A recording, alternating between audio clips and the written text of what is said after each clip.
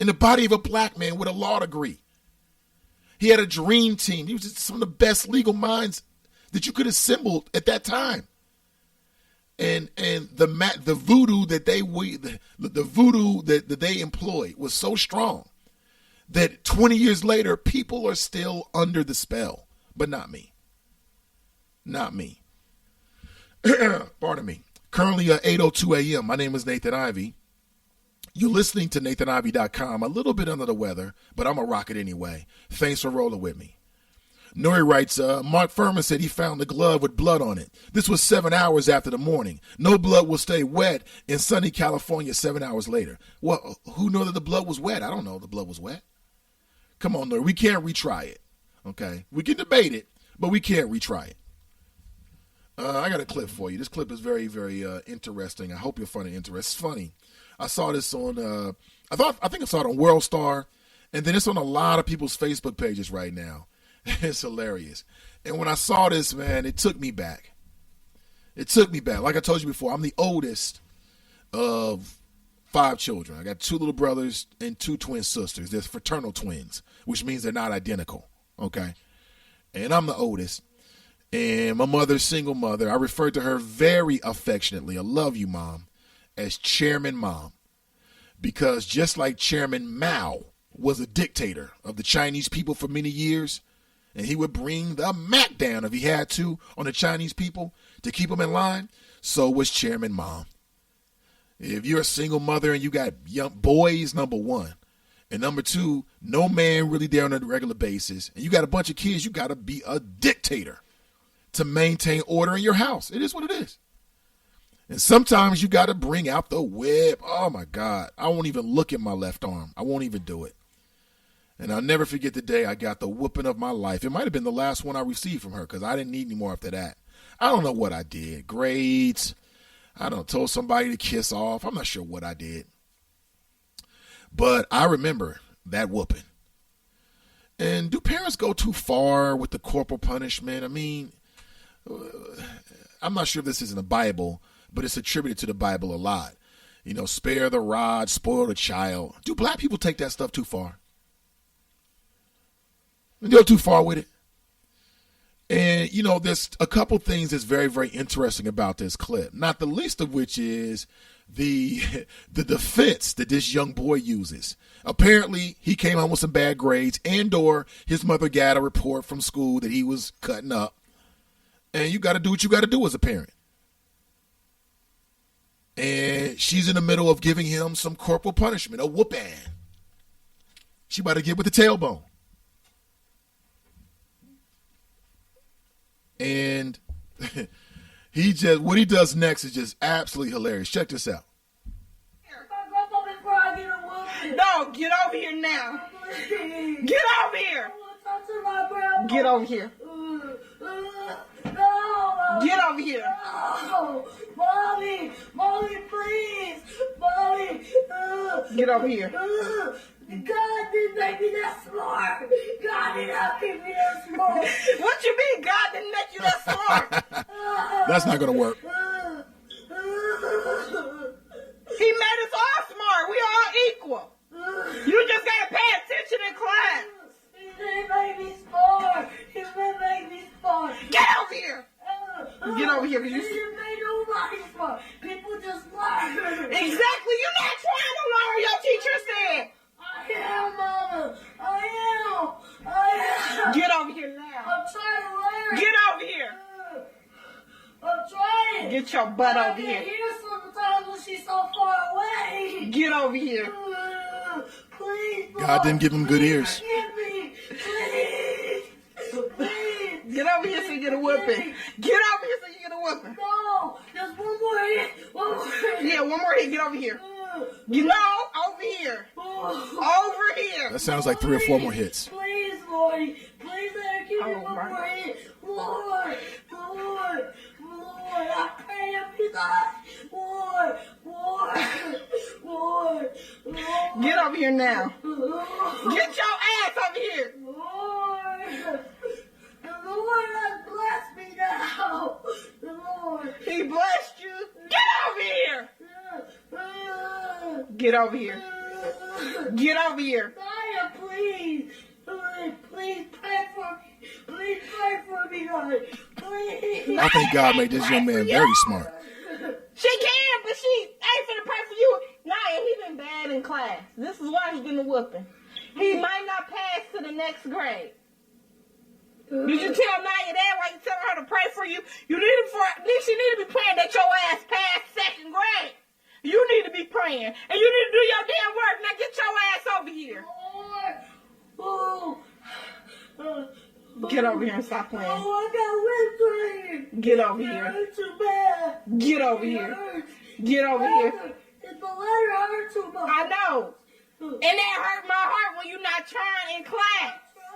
You're not trying. Get your ass over here. I'm trying. Get over here. I'm trying. For real. I'm trying for real. Get over here. I'm trying. I'm really trying. I'm really He's literally running around the table. If you haven't seen the video, it's hilarious. Get over here then. Get over here. I'll pray for you. I'll pray for you tonight in the morning. Who you praying for? The Lord. Get your ass. Nobody. The Lord has blessed me now. The Lord has blessed you now, huh? So what that mean? He took all the bad out of me and made the good come in. For how long? For how long? For as long as I live. No, I don't believe that. Please. Get over here. So. That is hilarious.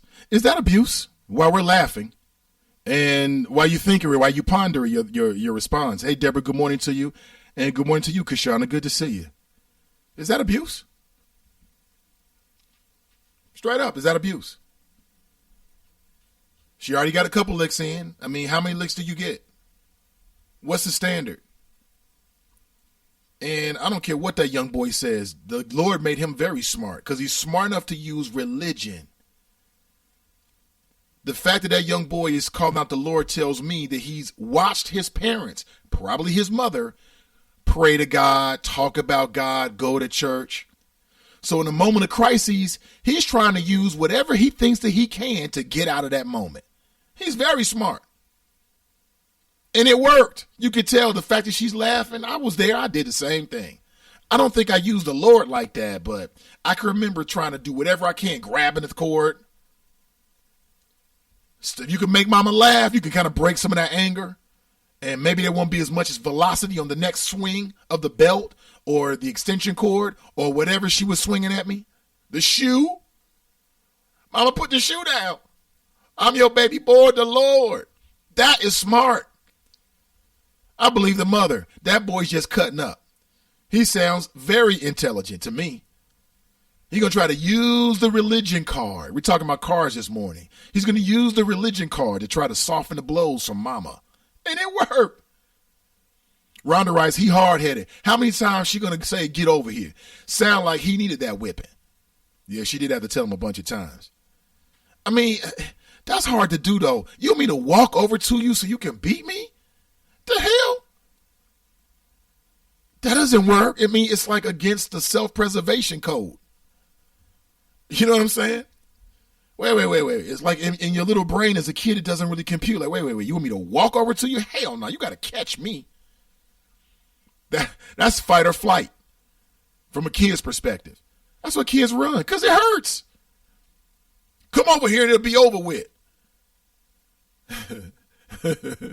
And, you know, in your head, you're like, okay, mama's telling me to come over here. But every other part about you, your limbic system is saying, run away from that crazy woman. Jackie writes, all that boy was doing was conning his mother. Absolutely. Conning.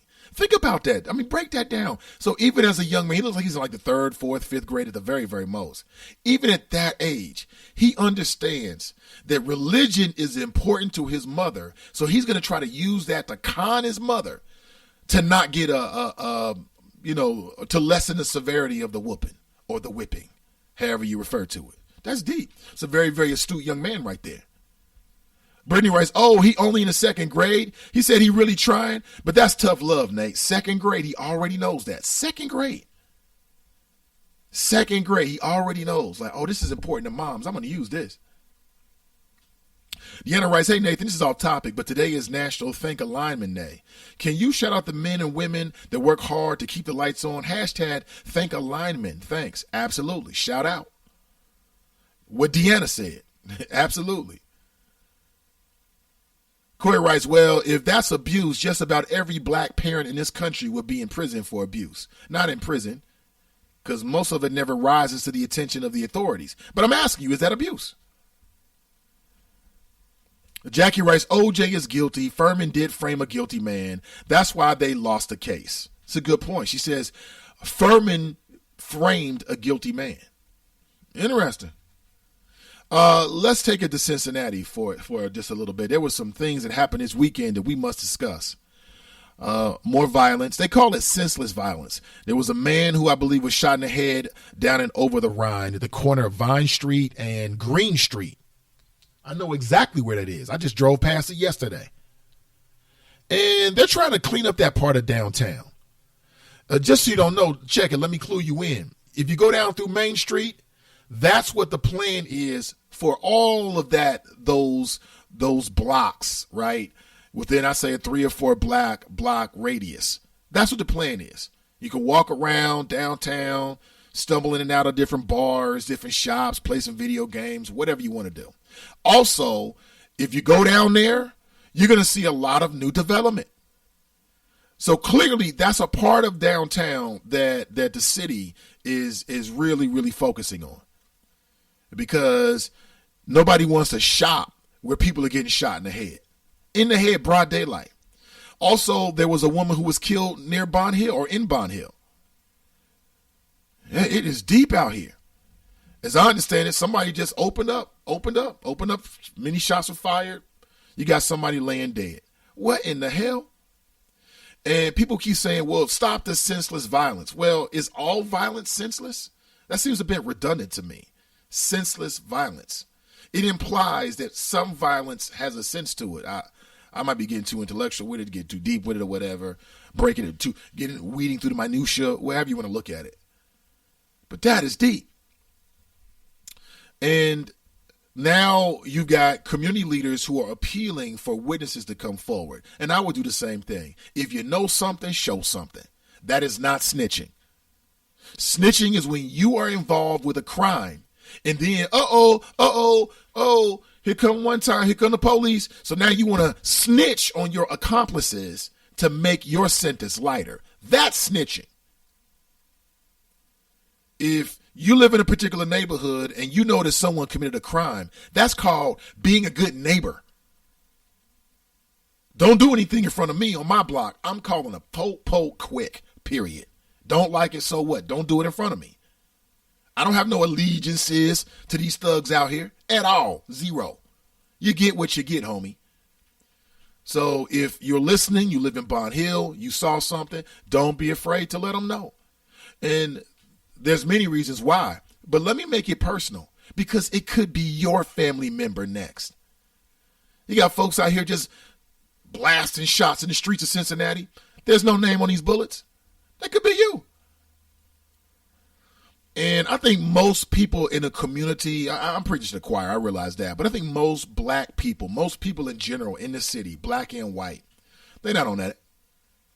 You know, if they have evidence, you know, provided their family's not being intimidated directly, they're going to come forward with it. So, you know, help the local police and investigators find the perpetrators in these crimes. Does that mean that they automatically should be guilty? No, they got to go through the jury. They got to go through the trial. I'm sorry. They got to go through the process. But this is nonsense. You know, it's starting to get warmer. And I hate when people say this. Oh, when it gets warmer, it's like they're monkeys in a cage. That's how they try to play some black people, like they're monkeys in a cage. Oh, when the cage gets hot. Oh, the monkeys get agitated. Is there some truth to it? Well, people are more active. They're more out and about. Anything can happen these days. Anything. Broad daylight downtown, just a couple of blocks over from Main Street. Broad daylight, Bond Hill. Now, set me straight, Phil. Has City Councilman Christopher Smitherman said anything